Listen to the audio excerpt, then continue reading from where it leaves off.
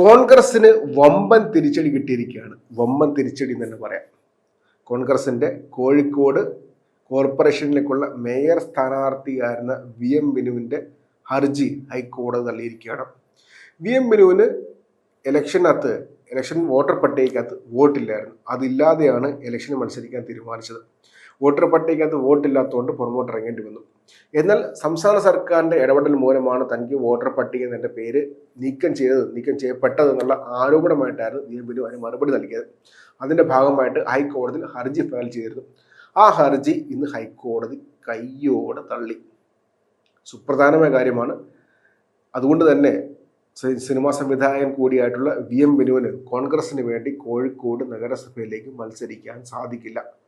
വളരെ സുപ്രധാനമായ ഒരു വിധിയാണ് ഹൈക്കോടതി ഇന്ന് ഉച്ചയ്ക്ക് പുറപ്പെടുവിച്ചത്. വളരെ സുപ്രധാനമായ കാര്യമാണ്.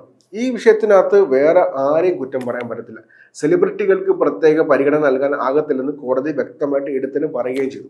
തിരുവനന്തപുരം കോർപ്പറേഷനിലേക്ക് മുട്ടട വാർഡിൽ മത്സരിക്കുന്ന വൈഷ്ണവ് സുരേഷിന്റെ കാര്യത്തിൽ കിട്ടിയ പോലത്തെ ഒരു അനുകൂല നിലപാട് കിട്ടുമെന്ന് പ്രതീക്ഷിച്ചാണ്, കോടതിയിൽ നിന്ന് അനുകൂല നിലപാട് കിട്ടുമെന്ന് പ്രതീക്ഷിച്ചാണ് അവിടെ VM ബിനു ഹർജി നൽകിയത്. പക്ഷേ VM ബിനുവിന്റെ ഹർജി കൈയോടെ തള്ളിയിരിക്കുകയാണ്. ഇലക്ഷൻ മത്സരിക്കാൻ പോകുന്നതിന് മുൻപ് ഇതൊക്കെ പരിശോധിക്കേണ്ടതല്ലേ എന്ന സുപ്രധാനമായ ഒരു ചോദ്യം കൂടി കോടതി ഉന്നയിച്ചിട്ടുണ്ടെന്നാണ് മാധ്യമ വാർത്തകൾ സൂചിപ്പിച്ചത്. അപ്പോൾ ഒരു കാര്യം വ്യക്തമാണ്, ഈ കോൺഗ്രസിനെ കൊണ്ട് ഒരു കാര്യത്തിനും കൊള്ളത്തില്ല. കാര്യം മത്സരിക്കാൻ പോകുന്ന ആൾക്ക് വോട്ടുണ്ടോ എന്ന് പരിശോധിക്കേണ്ടത് ആരുടെ ബാധ്യതയാണ്? ആ രാഷ്ട്രീയ പാർട്ടിയുടെ ബാധ്യതയാണ്. അതുമാത്രമല്ല, ഈ സംഭവത്തെക്കുറിച്ച് റിപ്പോർട്ട് ചെയ്ത മാധ്യമങ്ങളുടെ വാർത്തകൾ പരിശോധിക്കുകയാണെങ്കിൽ സുപ്രധാനമായ ഒരു കാര്യമുണ്ട്. നമ്മൾ ഇതുവരെ VM ബിനുവിനെ കോൺഗ്രസിനോട് ചേർത്ത് ഇതുവരെ കേട്ടിട്ടില്ല. കാര്യം പരിശോധിക്കുകയാണെങ്കിൽ ഇപ്പോൾ കോൺഗ്രസുമായി ചേർന്ന് നമ്മൾ പേര് കേട്ടിട്ടുള്ള സെലിബ്രിറ്റീസ്, സിനിമാ നടന്മാർ, സംവിധായകന്മാർ, അങ്ങനെ നോക്കുമ്പോഴത്തേക്കും രമേശ് പിഷാരടി ഉണ്ട്, ആൻഡോ അബ്രഹാം ഉണ്ട്, പിന്നെ ധർമ്മജനുണ്ട്, ദിലീപ് ഉണ്ട്, സിദ്ദിഖ് ഉണ്ട്, അങ്ങനെ കുറച്ച് പേരുണ്ട്. അവർ നമ്മൾ വർഷങ്ങളായി കേൾക്കുന്നതാണ്. പക്ഷേ VM ബിനുവിനെ നമ്മൾ അങ്ങനെ കേട്ടിട്ടില്ല. കോഴിക്കോട്ടെ കോൺഗ്രസ്സുകാർ തന്നെ കഴിഞ്ഞ ഒരു വർഷമായിട്ടാണ് കേട്ടു തുടങ്ങിയത്. നിലവിലത്തെ കോഴിക്കോട് DCC അധ്യക്ഷന്റെ വളരെ ഫേവറേറ്റായ സുഹൃത്തുക്കളിൽ ഒരാളാണെന്നാണ് മാധ്യമ വാർത്തകൾ സൂചിപ്പിക്കുന്നത്. അതിന്റെ ഭാഗമായിട്ടാണ് കോഴിക്കോട് കോർപ്പറേഷനിലേക്ക് ഒരു മേയർ സ്ഥാനാർത്ഥിയായിട്ടുള്ള പരിഗണന കിട്ടിയത്.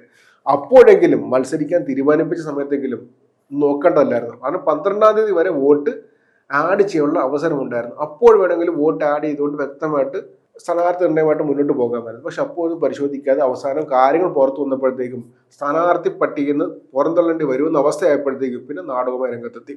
അതുമാത്രമല്ല, താൻ സിനിമാക്കാരനല്ലേ, താൻ രാഷ്ട്രീയക്കാരനല്ലോ എന്ന ഡയലോഗാണ് അടിച്ചത്. എന്ന് വെച്ച് കഴിഞ്ഞാൽ മേയർ സ്ഥാനാർത്ഥിയായിട്ട് കോൺഗ്രസ് മുന്നോട്ട് വെച്ച വ്യക്തിക്ക് സാമാന്യ നിയമത്തെക്കുറിച്ചുള്ള അറിവ് പോലും ഇല്ല എന്ന കാര്യം കൂടി ചേർത്ത് പറയേണ്ടതാണ്. കോൺഗ്രസിനെ കൊണ്ട് കൊള്ളില്ല എന്ന് വീണ്ടും എടുത്ത് പറയേണ്ടിയിരിക്കുന്നു.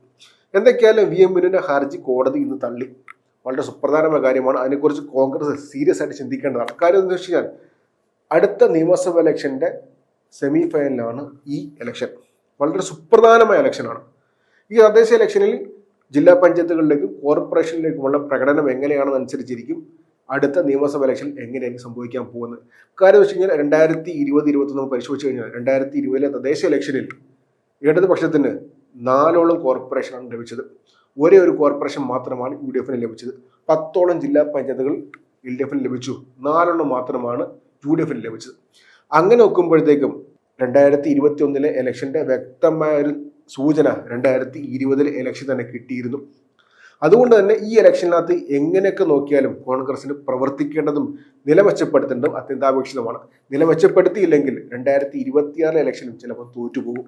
ആ സമയത്താണ് ഇങ്ങനത്തെ നോട്ടപ്പിശകുമായിട്ട് മുന്നോട്ട് വരുന്നത്. നോട്ടപ്പിശക് എന്ന് പറയാൻ പറ്റത്തില്ല, ശക്തമായ കഴിവുകേടെന്ന് മാത്രമേ പറയാൻ പറ്റത്തുള്ളൂ. കാരണം മത്സരിക്കാൻ പോകുന്ന സ്ഥാനാർത്ഥിക്ക് വോട്ടില്ല എന്ന് പരിശോധിക്കേണ്ടത് കോൺഗ്രസ്സുകാർ തന്നെയാണ്.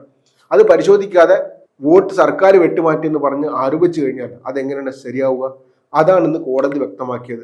സെലിബ്രിറ്റികൾക്ക് പ്രത്യേക പരിഗണനയില്ല. മത്സരിക്കാൻ പോകുന്നതിന് മുമ്പ് സ്ഥാനാർത്ഥിക്ക് വോട്ടുണ്ടെന്ന് പരിശോധിക്കേണ്ടത് ആ രാഷ്ട്രീയ പാർട്ടിയുടെ കടമയാണ്, അവരുടെ ജോലിയാണ്. സ്വന്തം ജോലി പോലും മര്യാദയ്ക്ക് ചെയ്യാതെയാണ് കോൺഗ്രസ്സുകാർ ഇലക്ഷനുമായിട്ട് മുന്നോട്ട് പോകുന്നത് എടുത്ത് തന്നെ പറയേണ്ടിയിരിക്കുന്നു. വൈഷ്ണവ് സുരേഷിന്റെ കാര്യത്തിൽ കോടതി കിട്ടിയ അനുകൂല തീരുമാനം പോലെ ഒന്ന് കിട്ടുമെന്നാണ് പ്രതീക്ഷിച്ചത്. പക്ഷേ അവിടെ കിട്ടിയില്ല. കോൺഗ്രസ്സുകാരെ കൊണ്ട് കൊള്ളത്തില്ല എന്ന് ഒന്നുകൂടെ പറയേണ്ടി വരുന്നത് വളരെ വേദനയുണ്ട്. സംസ്ഥാനത്തെ പ്രധാനപ്പെട്ട രാഷ്ട്രീയ പാർട്ടികളിൽ ഒന്നാണ്, ഇന്ത്യ ഭരിച്ച രാഷ്ട്രീയ പാർട്ടിയാണ്, നമ്മുടെ സംസ്ഥാനം ഭരിച്ച രാഷ്ട്രീയ പാർട്ടിയാണ്. അതിപ്പോൾ ഇങ്ങനത്തെ അവസ്ഥയിലാണ് എത്തിയിരിക്കുന്നത്. സംസ്ഥാനത്തെ ഇലക്ഷനെ പോലും സീരിയസ് ആയിട്ട് അവർ കാണുന്നില്ലെന്നുള്ളതിൻ്റെ ഏറ്റവും വലിയ ഉദാഹരണമാണ് കോഴിക്കോട്ടെ VM ബിനുവിന്റെ ഈ അവസ്ഥയെന്ന് എടുത്തു തന്നെ പറയാം. വിനു മാത്രമല്ല, മറ്റൊരു വാർഡിലേക്കുള്ള സ്ഥാനാർത്ഥിക്കും അവിടെ വോട്ടില്ല. ആ വാർഡിലേക്കും ഇനി പുതിയ സ്ഥാനാർത്ഥിയെ കണ്ടുപിടിക്കേണ്ട അവസ്ഥയിലാണ് കോൺഗ്രസ്. അത് മാത്രമല്ല, വിനുവിന് വേണ്ടി അടിച്ച പോസ്റ്ററുകളും വിനുവിന് വേണ്ടി അടിച്ച ഇലക്ഷൻ സാമഗ്രികളും ഇനി എന്ത് ചെയ്യുമെന്ന് സുപ്രധാനമായ ചോദ്യം കൂടിയുണ്ട്. എന്തൊക്കെയായാലും VM ബിനുവിന്റെ കാര്യത്തിൽ കോടതി ഇപ്പോൾ ചെവി പിടിച്ചിരിക്കുകയാണ്. ഹൈക്കോടതി ഹർജി തള്ളിയിരിക്കുകയാണ്.